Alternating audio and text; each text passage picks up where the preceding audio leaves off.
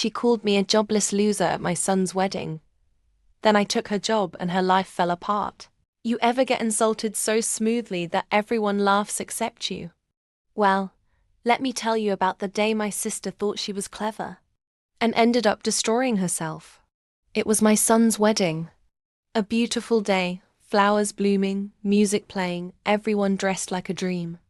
I was sipping champagne, minding my business, when my sister, queen of backhanded compliments, dragged me into a conversation with my son's boss.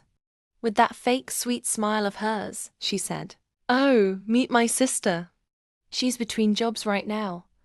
A bit of a free spirit. We all call her our little jobless wanderer." Everyone laughed. Even the boss chuckled awkwardly. I just smiled, because what she didn't know, what none of them knew, was that I wasn't jobless. Far from it. You see, 3 years ago I sold the startup I built from scratch for a multi-million-dollar exit. Quietly, silently, on purpose. I didn't want the family to know, especially not her.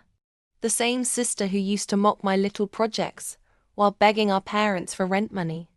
But I'd been watching, listening. She never stopped talking, especially about the firm she worked at.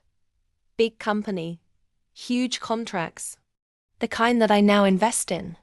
So I laughed that day, not out of embarrassment, but because the timing was perfect. 2 weeks later, I requested a private meeting with the board of directors at her company. Why? Because I just bought 60% of it. She walked into the office that morning and nearly fainted when she saw me sitting at the head of the table. I introduced myself to the team with a smile and said, "I'm your new majority shareholder. Let's talk about real leadership." Her face turned pale. Here's where it gets delicious. I didn't fire her, no. That would have been too kind. Instead, I transferred her to the lowest department in the building. 0 client access.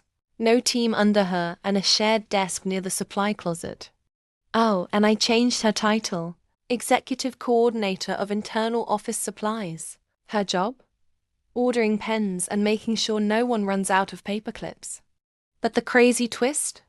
Her email account was still connected to the company's old Slack channels.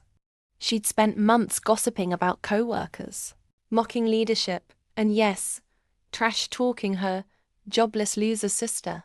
So one printed the transcripts, bound them in leather, gifted it to HR. She was gone in 24 hours. I walked out of that building without saying a word. Didn't need to. Her silence was the real apology. So the next time someone tries to humiliate you in front of people, don't get mad. Get patient. And when the time comes, get even. Like if you've ever been underestimated by your own family. Subscribe for more stories where karma gets served cold with receipts. And remember, the best revenge is building quietly and buying the whole damn building.